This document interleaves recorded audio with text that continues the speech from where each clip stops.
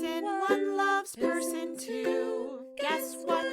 Shenanigans ensue. Person one hates person two. Guess what? Still shenanigans ensue. Person one fake dates person two. Guess what? You guessed it. Shenanigans ensue. Co-host one reports to co-host two. The name of the show? Shenanigans ensue. Yeah.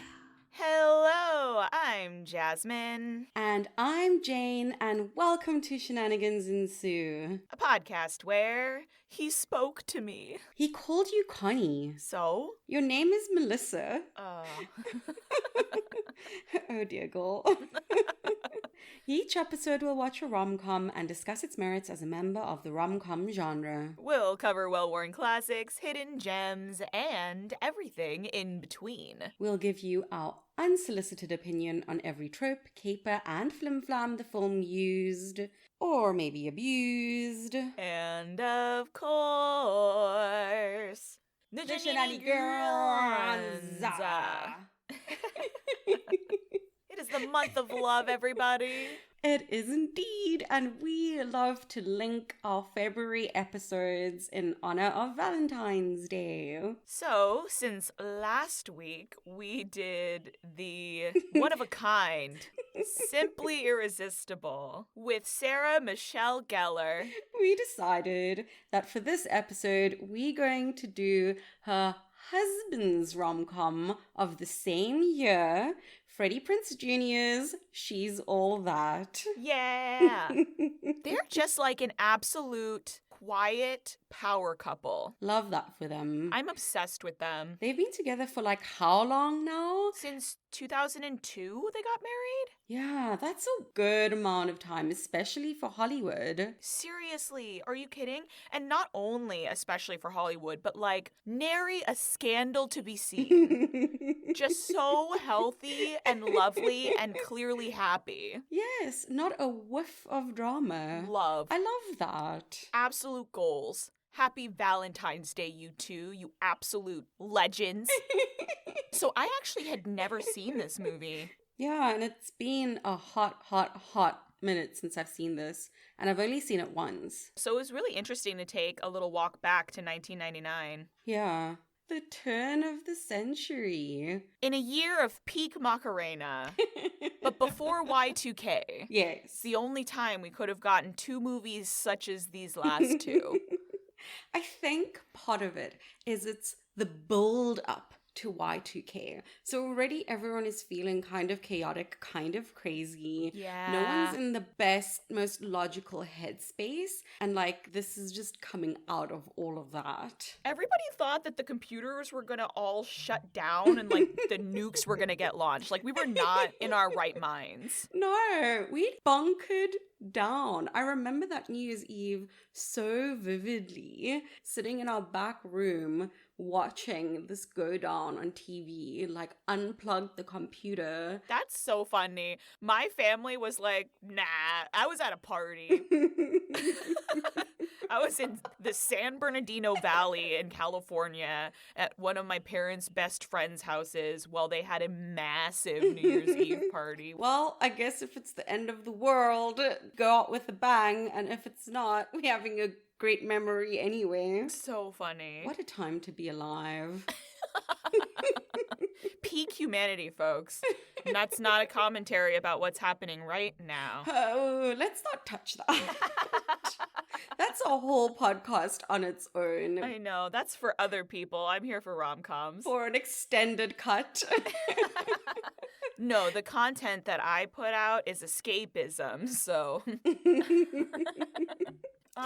So let's hit that plot synopsis. Let's do it. When prom king-to-be Zach is dumped, he makes a bet with his friend to turn any girl into the prom queen. They select social outcast and artist Lainey to be the heavy quotation marks lucky girl for their scheme. Shenanigans ensue. We got the classic bet in a high school. Yeah, I wonder if this might be where that trope originates from. I'm not sure. Because I'm trying to think back. And I'm not sure. I mean, there's been a lot of bets Hmm. or like trying to change somebody. I guess we could even go back to like a Pygmalion. Yeah, the trying to change someone is very well established, but like putting a bet on it specifically, Right? I'm not sure. it's certainly a high school staple now. And I do think, hopefully, we've moved away from the bet in such a way that we're making fun of folks. Yeah, we were talking about how this was pre-social media, so lying to your classmate and manipulating someone really heavily didn't carry the same weight as it perhaps does now with social media. Like Yeah. it's more permanent in a way. Yeah, the lying and the manipulation. Number one, a lot of people are going to get caught out much faster. Right. From the very, very beginning, the other girl going out for that spring break, those pictures are going to have been posted. Like, Zach is going to have caught you. And then also, people are going to be talking. There's going to be things online. Like, everyone's going to know Mm, all of your business. It's just, it doesn't work anymore the same way. hmm Little time capsule. Yeah, for sure. Which this film was. All right, let's just dive right into those tropes. Let's do it. We have popular versus unpopular. Staple for high school. We have the bet. We've got best friends. And actually, we have both sides of the best friends. We have the very good best friends, and we have the fake best friends. Yeah. That's actually a fun juxtaposition that I don't usually see. Mm-hmm. We've got a makeover. We have taking off someone's glasses. So dumb. Which is included in the makeover, but it's its own separate thing as well. Yeah. That's why I included it differently. He does it earlier too. He like Yes. takes off the glasses before the makeover. Oh man. We have a fake out kiss. Mm. This fake out kiss brought to you by guilt. So true. It's like conscience stepped into the room. Yeah. We've got a dramatic chase. And we have the classic daddy and mommy drama. Oh, goodness. Is there anywhere you want to start? Oh, let's do taking off the glasses. Why not? Gosh, it's so funny. It's so dumb. It's so funny. I'm like, what did we have against glasses in the 90s and even early 2000s? Stop taking off my damn glasses. I want to see. What do you have against seeing? I guess for such a long time, there weren't contacts. And so once contacts were an option, people were just like, why would you keep wearing glasses? Yeah. Because of what she says in this film. I don't want to touch my eyeballs. I think also part of it is that in the 70s and 80s, before the technology developed enough to have the shaved down lenses, the lenses were super, super thick. So people got teased for being like bottle eyes or four eyes or whatever. So it was a thing. But it's just so funny to me that it's like, take off your glasses. Look how beautiful you are. And it's always like so dumb because we're not just taking off the glasses. No. They've taken off the glasses and ruffled their hair. They've taken off the glasses and gotten a new do. Yeah. It's always an and, but we were pretending it's just the glasses. When Derek goes to Lainey after the art show and touches her face and takes off her glasses, and he's like, your eyes, they're so beautiful. Have you ever considered contacts? Like literally just says that. To her credit, she doesn't fall for it though. She doesn't fall for like anything. No. She's so eyes wide open this whole time. I love her. Doesn't she say something about that? She's like, really? Yes, she does. She says, really, that line? That's your line? Oh, it's so great. And then somehow she just gets over her aversion to touching her eyeballs because she is in contact from the makeover onwards. Right? I have to imagine that Zach's little sister decided to put them in for her. Which is way more of an involved endeavor than just doing it yourself. Because she won't do it before that, so... As a contact wearer of more than a decade, it is a bit weird at first to like be touching your eyes, but you get over it. But I get it. I've never worn contacts because it freaks me out. That's fair. I'm getting to the point where I acknowledge I need to get over that. Like, for example, I've been just raw dogging it on stage and I can't really see great. Oh no. Yeah. That's dangerous. You a hazard. I mean, because I'm nearsighted, so I can see everything close to me. Oh, But okay. yeah, I'm getting to the point where I'm like, yes, I'm gonna need to get over my aversion. I'll have to come visit and like hold your eye open for you. I just need you to hype me up. Yeah. I'll be there for you. When I need contacts, yeah. Is there a trope you want to talk about? I would like to talk about the two sides of the friends. Yeah. It's really interesting in this one. So on the Lainey side, she's got this guy best friend. Like, they established that they've just been friends for years and years and years, and they're so close. He's just such a sweetheart. Yeah, he's such a good friend. Yeah, they've got each other's backs. He's going to go to her art show. He is always there at the falafel place that she works. Yeah. And when he overhears the bullshit in the bathroom at the end, he's the first person running around trying to make sure somebody knows the truth. He's such a good friend. Yeah, just a really positive relationship. Yeah. A really good example of, like, yes, men and women can be friends and things don't have to be romantic. Really sweet. He gives up his ticket to Derek so quickly. Yeah, the ticket to the art show. Yes, the ticket to the art show. And when Lainey asks him, am I kissable? He just sort of like reassures her as a friend. But yeah, there's no weirdness, there's no tension. Like, it's just a good, solid friendship. And I love that as an example of it. And then on the flip side, you've got Zach. And the interesting thing for me is that Zach has a good amount of friends. He's on different sports teams. He's very popular. The two main ones is some white guy and then the guy from Psych. Yeah. I don't know their names. So generic white guy is a real dick. No, that's And- Paul Walker. Is it Paul Walker?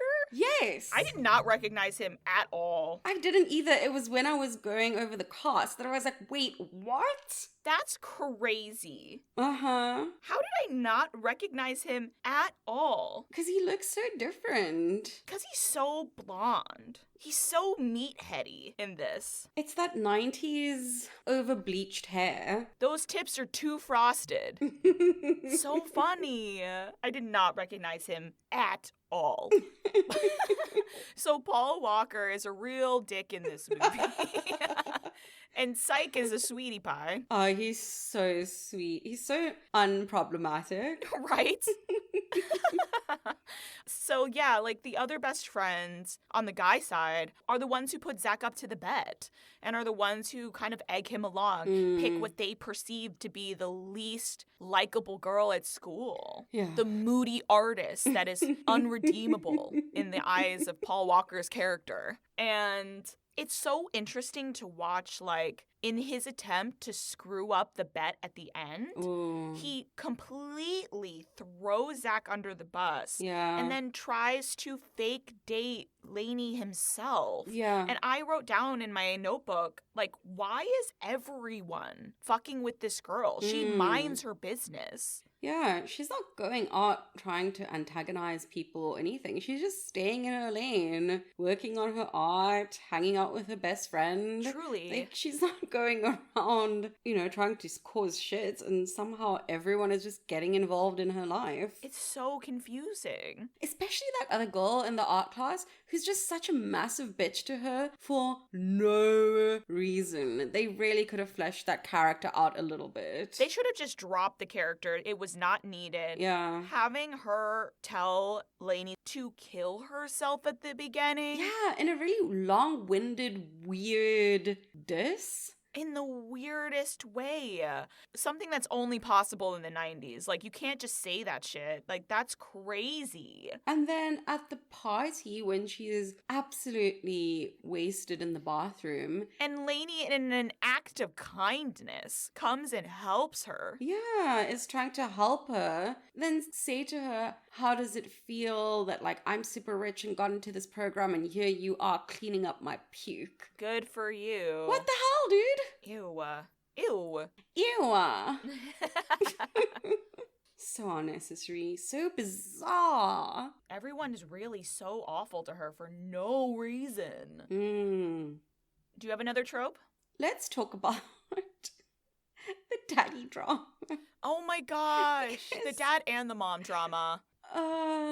This is a new trope that we're adding in because it's come to our attention that it's a trope that a teenage boy, the only other conflict that he has, aside from whatever else is going on in the movie's plot specifically, is that I don't want to go to the college that my dad wants me to go to. It's living up to his father's expectations. Can we please have some other conflict? I'm sure it's a very difficult thing to go through, but can we switch it up a little bit? And well, the problem is that in order for these kids to be able to afford to do really cool shit all the time, the parents need to be rich. And if you're a rich kid, what other drama could you possibly have? But it's just the same thing every time. Every time. Can we have some other conflict? Can't we switch it up a bit, like, oh, we don't have any time together as a family, or I don't even really know my dad, or like I can never live up to my older brother, or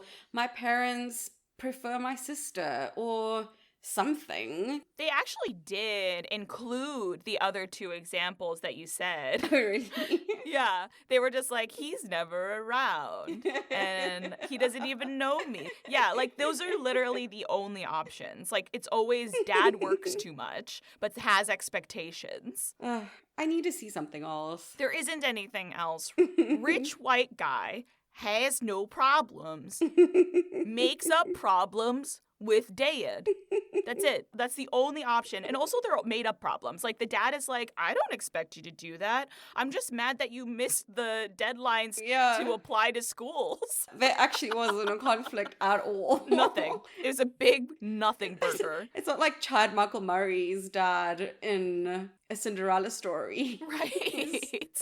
Or like the dad in Veronica Mars, who was like abusive to this rich kid. Like, Oh, boy. the dad in this was just like, I just wanted you to apply to schools, my guy. Yeah, you're just being a little bit irresponsible for not answering any of these acceptance letters.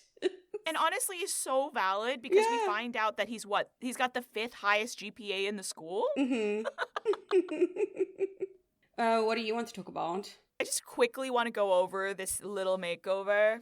So we've got Lainey, who does not really want to go to one of these rich people house parties. Mm-hmm. And very suddenly, Zach has shown up at the house and been like, I thought you were cleaning. And she's like, oh, I'm going to get to it. And he's like, no, you're not. And then the JV team comes in to clean for her, which is hilarious. The fact that he hazed the JV squad into cleaning a stranger's home. And then Lainey goes upstairs to go get ready because Zach has brought his little sister Mac, played by Anna Paquin. Yeah, a baby Anna Paquin. She looks so cute. A pre-X-Men Anna Paquin. It's so good. Yeah. So she goes upstairs with Mac, the little sister, for her little makeover.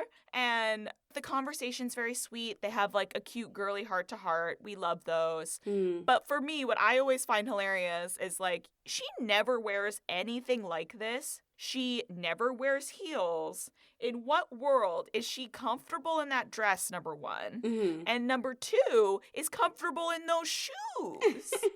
Because Zach shows up with this little slinky red number, which is gorgeous and she looks amazing. But She like does. she's always in these baggy overalls and baggy shirts and stuff. There's no way she's feeling comfortable in it. You can't go from 0 to 100 like that. No. I literally have dresses that I buy aspirationally, and it takes me years to wear them if they're a little too revealing. Like, come on. No one's doing that. At least they address the heel thing a little bit because She trips at the bottom. yeah, after she's had a grand entrance down the stairs and the music's playing and everyone's looking up at her. And it's going in slow motion. then she trips and falls, as you said. But then Derek catches her Another classic. and holds her so close. So dumb. Oh, goodness. So, yeah, I mean, even just the funny part right before that, where they went to the beach and she's just got on a very simple black one-piece suit, everybody's just like, whoa, look at the hot bod on that one.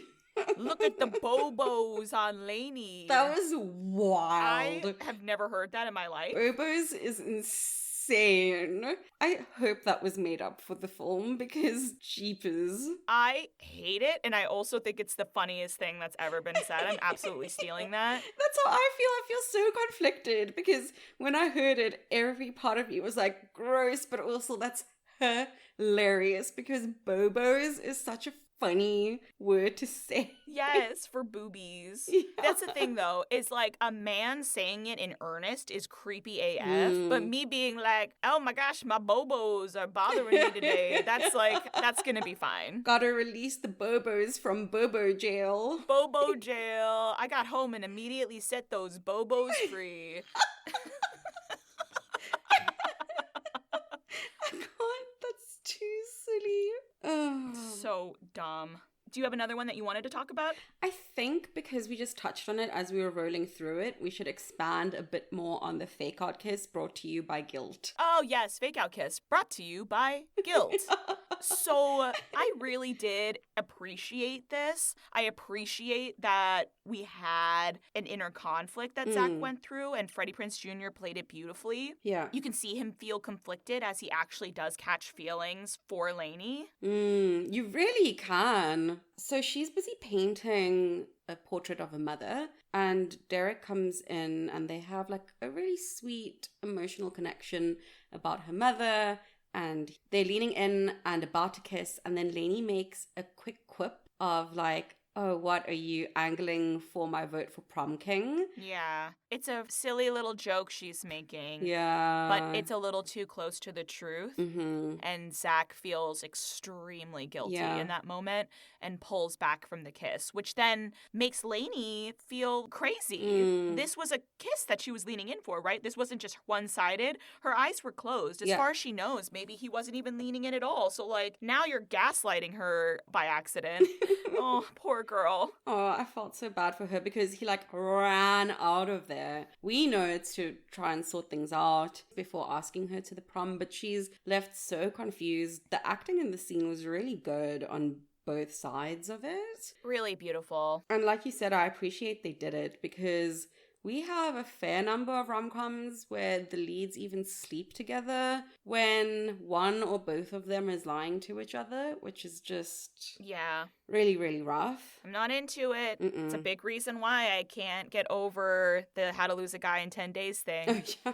So, yeah, I appreciate the fact that you can see the conflict and that he doesn't go through with it. Mhm. Is there another trope you want to discuss before we move on? Nah, I'm ready to move on. Let's do it! It's time for the Shenanigans!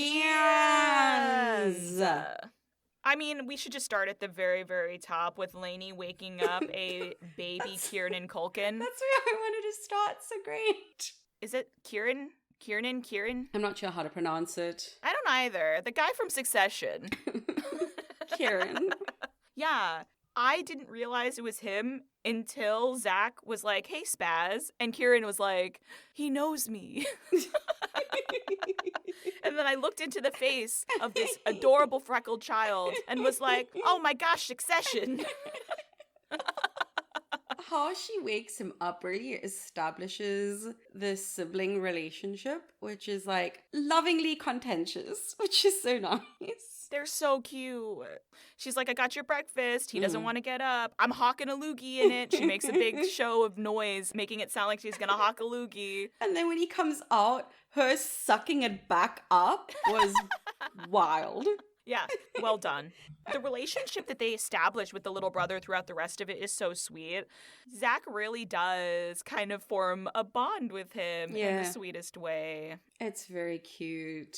It starts off as him using the brother as a way in because he can see that the brother really thinks he's cool and, Yeah. you know, he uses that to his advantage in trying to court Lainey. But they really develop the sweetest little friendship. And, like, he ends up standing up for him in the cafeteria with those guys bullying him right at the end. Also, I have to say, that kid is getting bullied because he comes to school with his own peppermill, the absolute legend.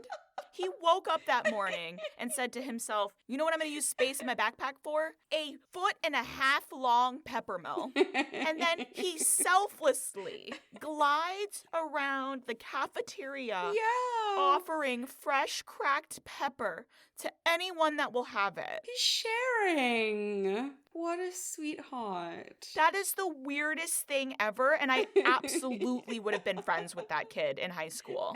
My ass wouldn't have even asked to be friends. My ass would have showed up the next week with a salt grinder, and it would have just joined. It's so unapologetically quirky, and I love it so much. Ugh, adorable. I think that their relationship was really sweet. And then also on the flip side, if we're talking about the siblings, Zach and Mac are really cute. They are. I really like their relationship as well. I really enjoy the fact that the siblings feel like siblings. Sometimes you Yes. watch things and there's like maybe too much sexual tension between the siblings, Or too they much just, antagonism. yeah, or they just don't behave in a way that siblings do. Like, I really like that they get on each other's nerves but really show up for each other. Both pairs of siblings. It's really sweet. Yeah. Because Mac asks Zach, who's the rebound, and Zach's like, oh no, what do you mean? Blah, blah, blah. And Mac's like, come on, I know there's a rebound. And Zach is like, well, she kind of rejected me. And Mac is like, I like her already. Just the sister sass. Perfect. And then towards the end, when the other girl Zach had been dating gets dumped by the real world guy, she keeps trying to weasel her way back into Zach's life and getting him to take her to the prom again. Zach's not interested. And so at the end, when he realizes that Lainey's going to go out with Paul Walker's character instead, Zach, instead of taking the other woman, Yeah. decides to take his little sister Mac, which I thought was really sweet. That's so sweet. And also go off, Mac, hitting on the other best friend. I hope you guys date. date. They had their own little meet cute. I was into it. They're sweet. Yeah. And I think at the same time they said, I love cheese, which, like, yes, we do love cheese here. Same. With Lainey's friend just there with the biggest plate of shrimp. Yeah. Get your money's worth.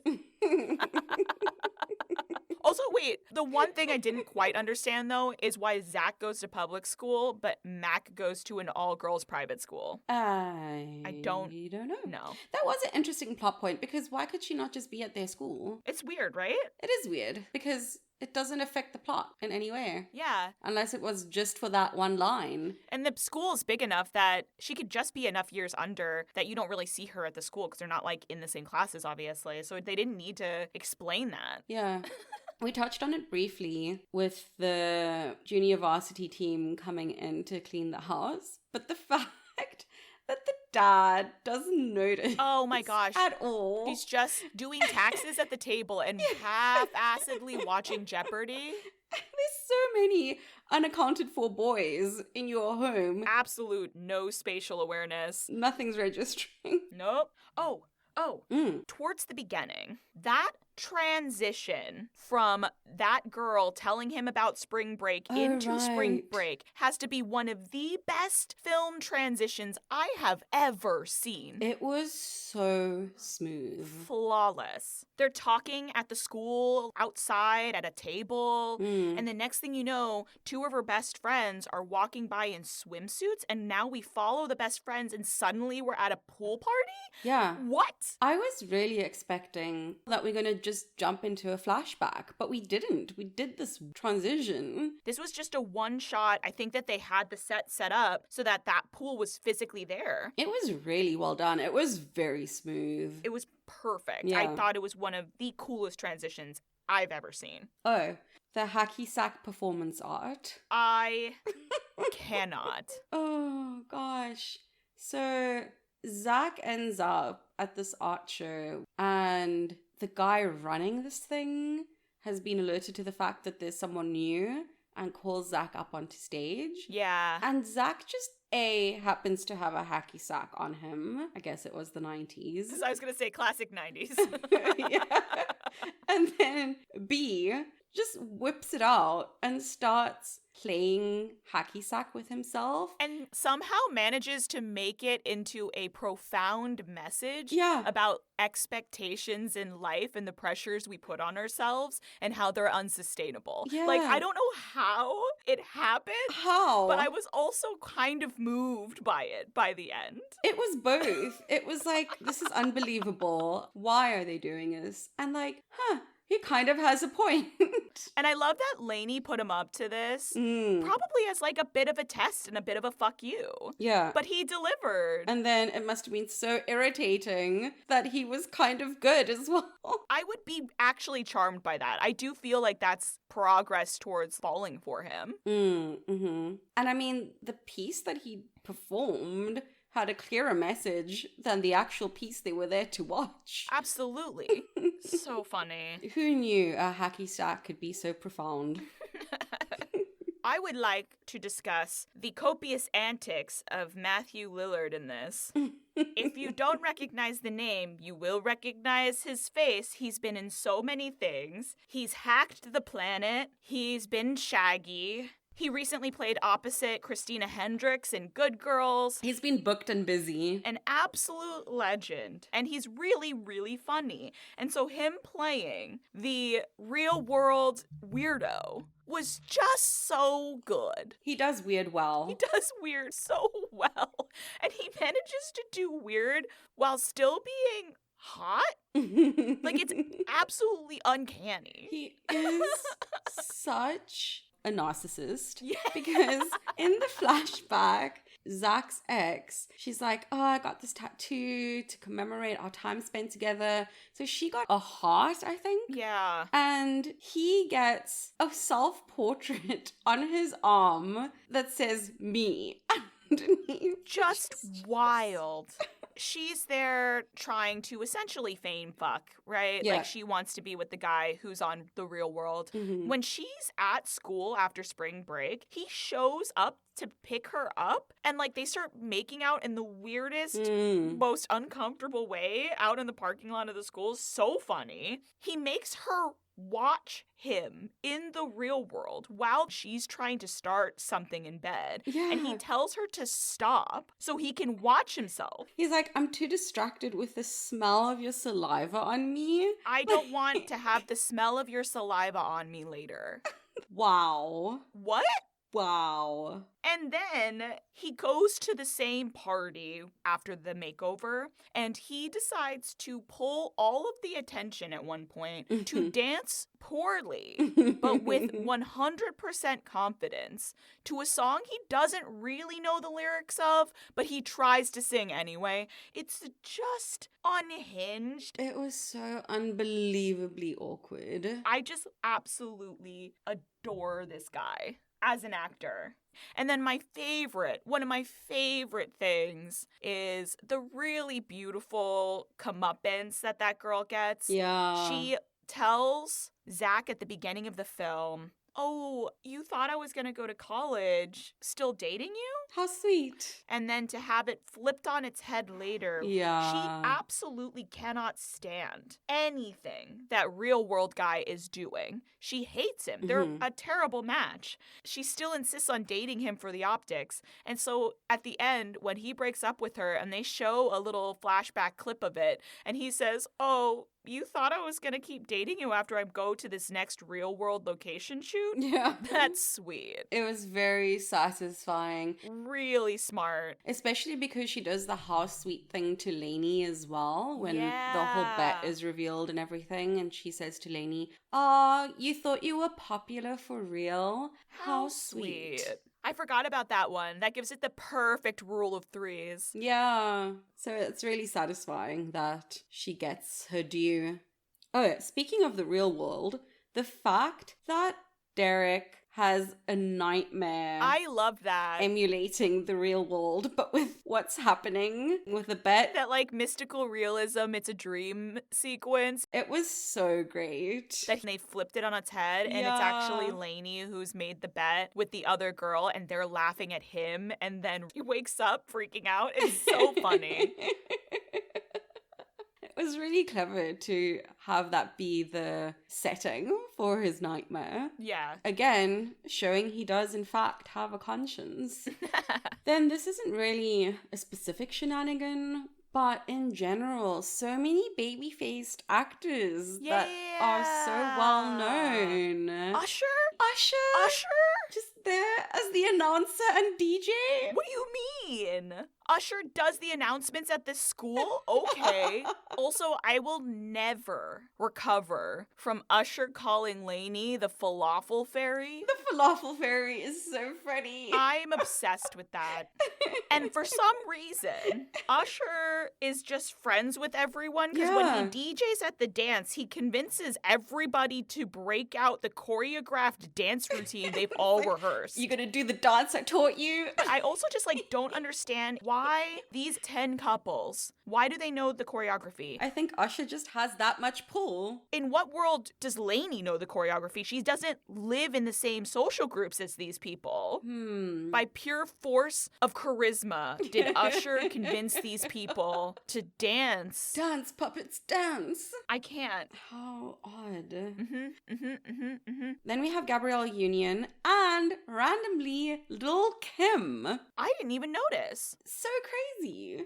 Wild. Yeah. And then also, folks, despite having not a single line, Sarah Michelle Gellar makes a cameo in the cafeteria as one of the people Simon cracks pepper for. In a blink and you miss it cameo. What? Her and Freddie Prinze Jr. weren't even together yet. Yeah. We quickly had to go look up their timeline. Like they'd met, they knew each other, but they weren't a thing yet. Yeah. Oh, one more thing.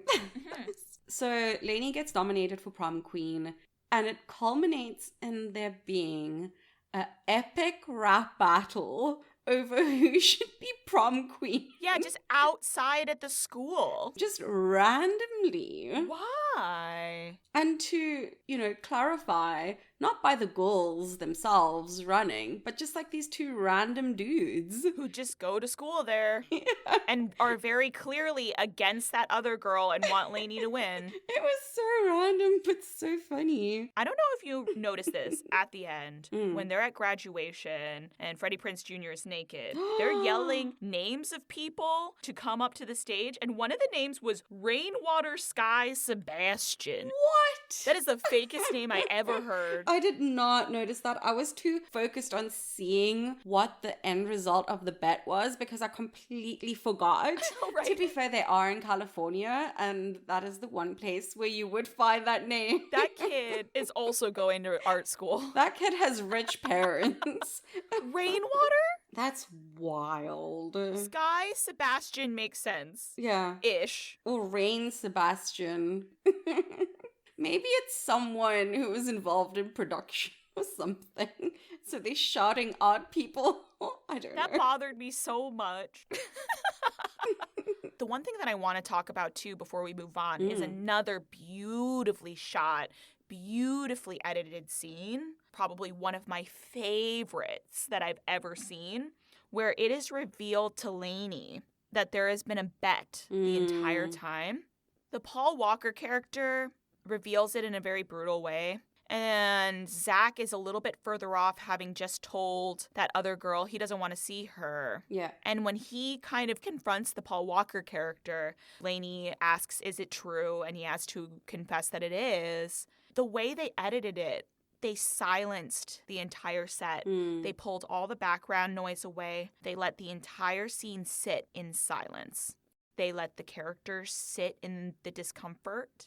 They let, in almost perfect silence, that other girl come up right behind Zach, put her hands all over him, make Lainey feel uncomfortable. And then when she finally runs off, the sounds of the school pop back into focus. And it was just so beautifully edited. The gravity of the situation felt heavy and somber. Yeah. I was so upset, and I just think that a huge part of that was the edit was just absolutely incredible. They really evoked how getting that news would have felt. Mm-hmm. Like you would have completely gone blank. Yeah. Struggling to process it. You wouldn't be hearing any of the sounds around you or anything like that. You would just be spinning out. Yeah. And I think they did that in a really great way.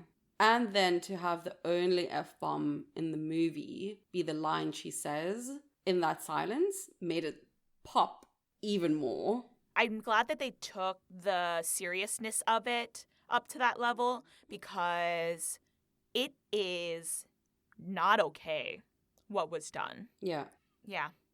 That was the last thing I wanted to talk about. Eee. Do you have anything else? No, I'm all good. Then let us move on to a fun fab fail. I don't really like this movie. Yeah. So it may come kind of as a surprise given how we were talking about the movie. So don't want to blindside people completely, but I had more fun talking to you about this than my experience of watching it. And like that's the thing, is we always want to talk about a bunch of the things we do love about the film, but it doesn't really encompass the feelings throughout the course of it. For example, for a film that is only an hour and a half, to make you feel like it's over 2 hours, it's not great. It felt very long. It's not a good sign. It's also just really hard for me to come back from these kinds of lies. When the two characters are outside at Lainey's house by the pool after the prom, and Zach asks if he could have this dance, and she says no, I was so happy. I wanted it to stay a no, and I wanted him to feel bad for what he did. And instead it turns into, no, you can have the first dance. It's cute. It's the ending to be expected, but it's not the ending that he deserves. And so it's unfortunate. Like, I can't get behind the two of them being together, really. Maybe a clean slate for them, but it is difficult to come back from. For me, I was comparing it a lot during the watch to 10 Things I Hate About You, which is from the same year, and how tight that film was. There was a lot of energy with this. I felt there were a lot of bits that went on longer than they needed to, that perhaps dragged a bit. Yeah. There was more in this that is of its time, but is problematic. It aged worse. Yeah, aged worse. And I do get it. It's of its time. But if you compare it to other films that we have covered that are even older, like The Wedding Singer as well, that aged better. Pretty decent. Yeah. When I think about 10 Things I Hate About You as a good kind of example to parallel, you're looking at Pat being kind of brought into the fold. He's being asked to do something for money. He didn't really have a horse in the race. You can see why it works out at the end, because it was never his idea to begin with. Whereas this one, the bet is coming from Zach. And like, Zach badmouths her at the beginning. It feels really hard to come back from that when everyone is only making fun of her. Yeah, because in 10 Things, Pat is also kind of an outcast. Yeah. So, because I didn't actually say, but for me, this is a fine. Yeah. It didn't engender very strong feelings. But yeah, more of my stuff was definitely to do with how slow it felt, despite it being an hour and a half. Yeah. I think because of the two scenes, that incredible transition at the beginning and the really excellent edit towards the end, I'll also give it a fine. But without those two scenes, this is a fail for me. Without those two incredible scenes, I wouldn't really have anything to be excited about telling people about this film. Yeah. I would just say don't bother watching, which for me qualifies as a fail.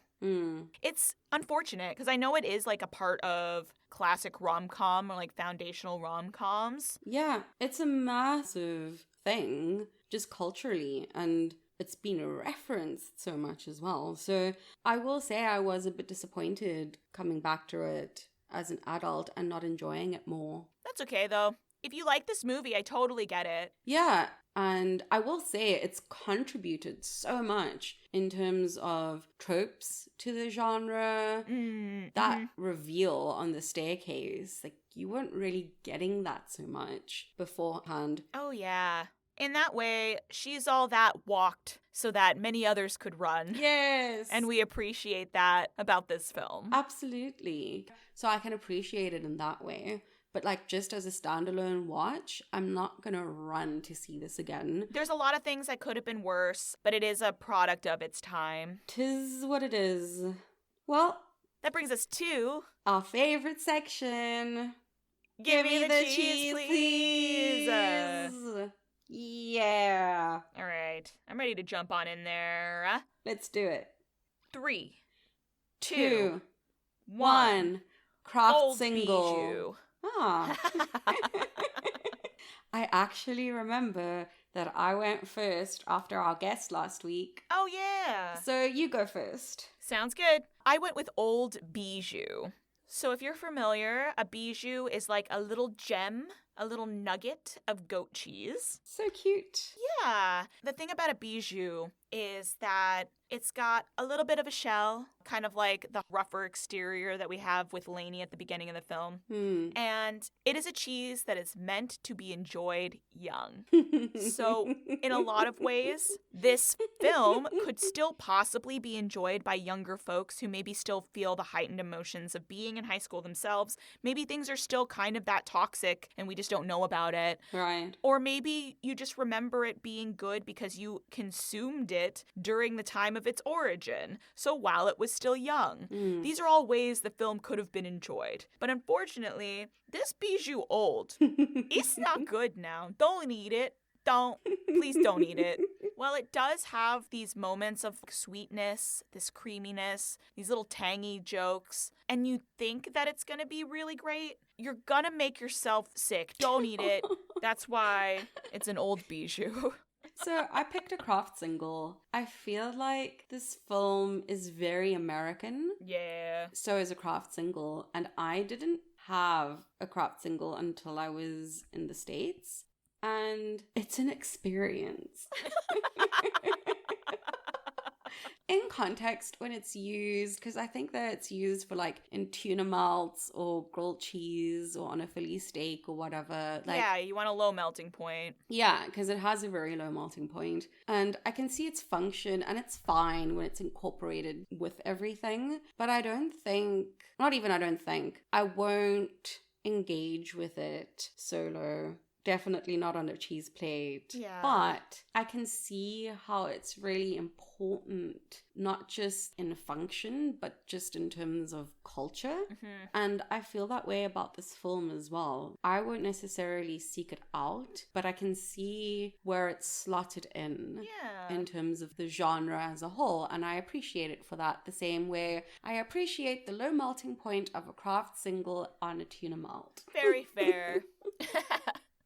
Well, there you have it. That was our discussion of She's All That. Let us know your thoughts on the movie, any shenanigans we may have missed, or what cheese you think it is. You can follow us on Instagram at shenanigansensuepod, or you can email us at shenanigansensuepod@gmail.com. We hope you'll join us next time, and until then, Have fun for you, not for someone else.